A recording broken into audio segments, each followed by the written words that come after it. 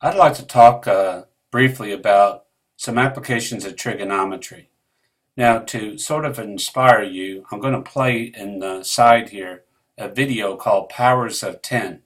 It begins with a couple sitting on a blanket having a picnic in Chicago.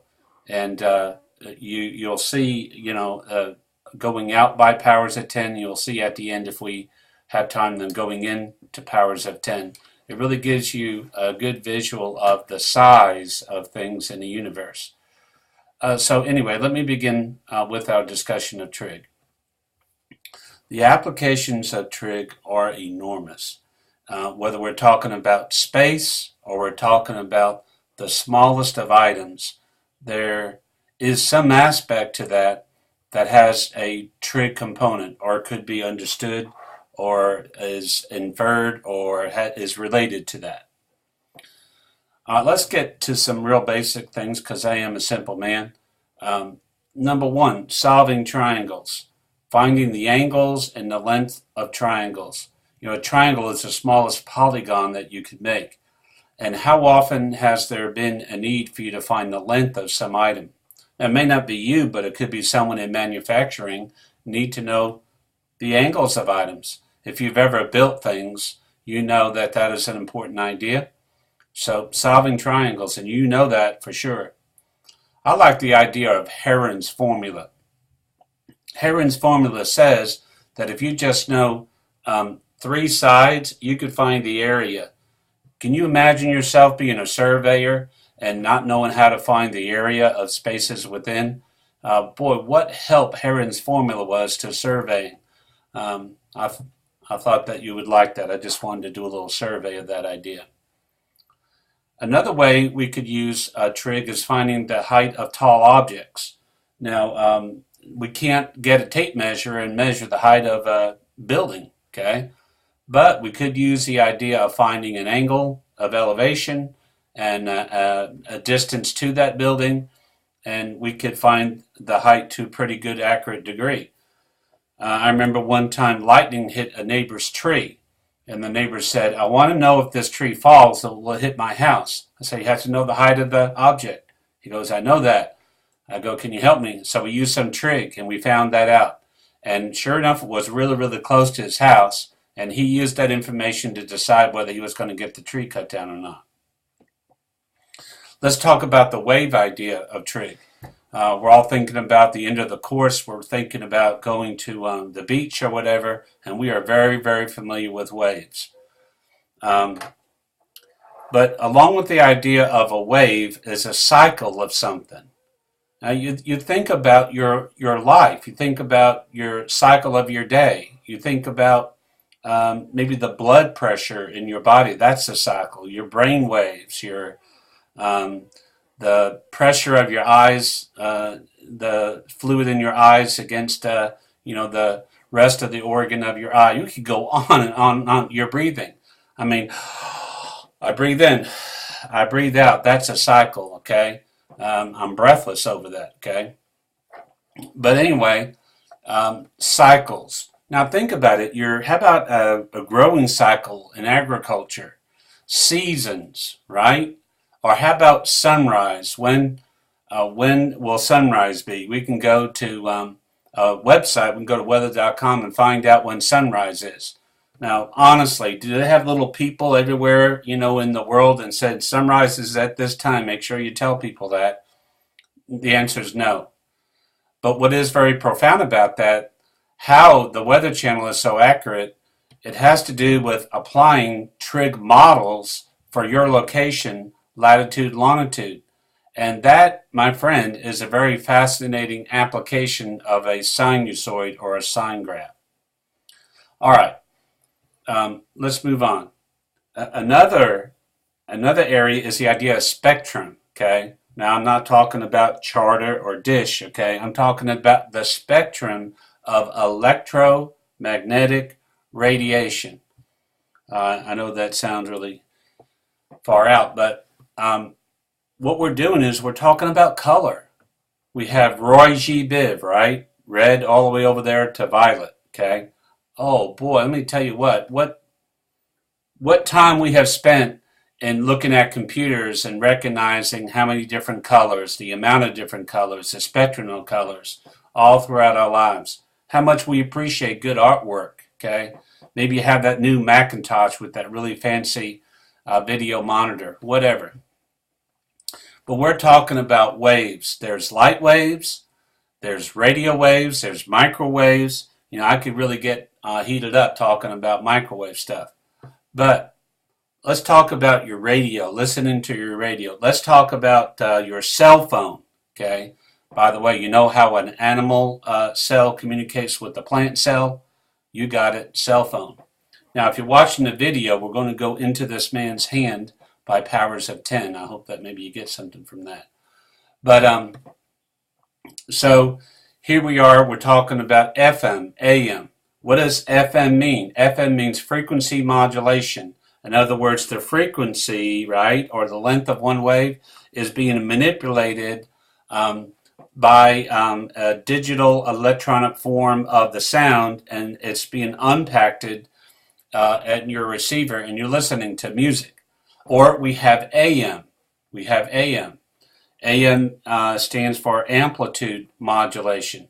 So we take the wave and we manipulate it by its amplitude to be able to encode it with the music we're listening to. So I think that's neat. Now we could talk about electricity. We could talk about AC current. Okay, I know that's a shocking idea, but there's a lot of power involved in electricity, and AC is alternating current. So from one positive to negative, positive, negative, and we call it 120 volts. Okay, but we also call it 60 hertz. Okay, and what does the hertz mean? That means if you get electrocuted, it's going to hurt, right? No, what that means is, I mean, you get shocked, you get hurt. Hertz is how many cycles a second. So 60 hertz is 60 cycles per second. So now we're going into the atom here, okay, which is really kind of neat. But when you think about listening to music and you listen to a speaker, okay, that's another form of a wave, a sound wave. So we got electromagnetic waves, we got electricity, we got sound waves. And so what happens is when you're listening to my voice right now, your eardrum's being impacted and it's moving back and forth, and it has to do with the anvil, the hammer, the window, the cochlear, and all of these things, and little hairs in the organs of your ear that send signals to your brain, and we call it sound. Folks, if that's not amazing, I don't know what is. And then we have what's called digital technology. So people have learned to take music and record it. I remember we called these CDs not that long ago, but digital technology is a way of being able to record musical information and it not have to deteriorate over time. Some of you guys may be old enough to remember albums or remember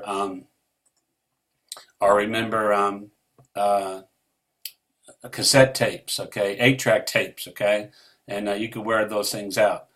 So an MP3 music file is a digitized version of a recording, and you could get software like Audacity, okay.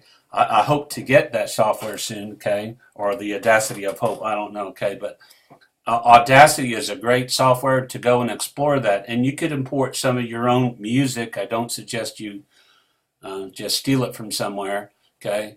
And you could manipulate this. You could really experiment with the idea of sound waves and trigonometry and your music. So I hope that that opens up a whole, aspect to you. Well, we could space out about this. So we could talk about astronomy. We could talk about how we know the distance to the nearest star, like Alpha Centauri, about 4 point such and such light years. Well, how do we know that? Okay, that has to do with people using the orbit of the Earth to set up a triangular measurement of the difference in angles between nearest stars and further stars, and to be able to use the distance from the Earth to Sun. Everybody should know is 93 million miles. Okay, to be able to locate the distance to the nearest star. Now, this is very, very important. These ideas were used to really helped develop a lot of cosmology. Now, that's not cosmetology, that's a hairy situation here, but cosmology, how the world is put together and all of that. So the idea of astronomy, how far the stars are. Then we learned that not really that long ago that we are in the Milky Way galaxy, and then there's other galaxies out behind us. And there's like 12 something billion galaxies. But then just recently, in the time that we have spent working on this class, there's been some radio telescopes that have been developed and online that have identified other galaxies. And this we go on and on and on and on and on about applications in astronomy. But the bottom line is this: when astronomers look at something out in space and they study it, they're looking at starlight. And they analyze that light. They break it down to its spectrums. They do various things with it. And they infer some things about the universe based upon what they see. And that's all related to wavelength. And that is a trig idea. So, folks, whether we're talking about something very, very, very, very small, an atom, or something really, really, really, really big, like a galaxy in the universe, there is an application of trigonometry. Now, even if you are a man by the name of Ackland, he was a person I met many years ago, and he worked in Georgia in a manufacturing plant. And they, in that manufacturing plant, had to make a lot of steel plates, and they were triangular in shape, and they were used for many places in the country that they would send these items for. And he told me one day, I want to know how we can figure out the right angle and the right side for these pieces of triangular metal that I make. And this guy did this for years. And I shared him a little trigonometry. And let me tell you, that man was interested because he had some insight into how the manufacturing process was built in the first place and how his product was made and how it was used by the user and how, it worked, okay? And after all, that's two major reasons why we study math. We want to figure stuff out, to make stuff work, and we want to also explore things just for the sake of knowledge, which is interesting and intellectual experience in and of itself. That's the beauty of math. All right, so this is just a short little overview. I wish I had more time to give you something physical to look at and some examples, but I go on. But I got one last illustration. Somebody will tell me there is just no application, especially those strange trig identities. Well, let me ask you a question. Do you know what this is? It's a ruler that slides, okay? What would be a good name for that? Slide rule, right? Well, the slide rule was a computational device that was developed in the scientific revolution to help scientists compute numbers. Now, we could go on and on and on and talk about the value of this particular tool. Now, John Napier is one that is attributed to figuring this out. Now, the way this works is the length of numbers is put on the rulers, and then when you want to multiply numbers, you add the lengths of the numbers together and then read off the number. So the idea is that you're multiplying something, but you're adding. Guess where he got that idea? He got that idea in trig identities, and in particularly the sum and difference identities, or sum to product identities that stem from the sum and difference identities. So, folks, this device right here, your graphing calculator, is a direct descendant of the slide rule. I know you want this, so thank trig identities for that.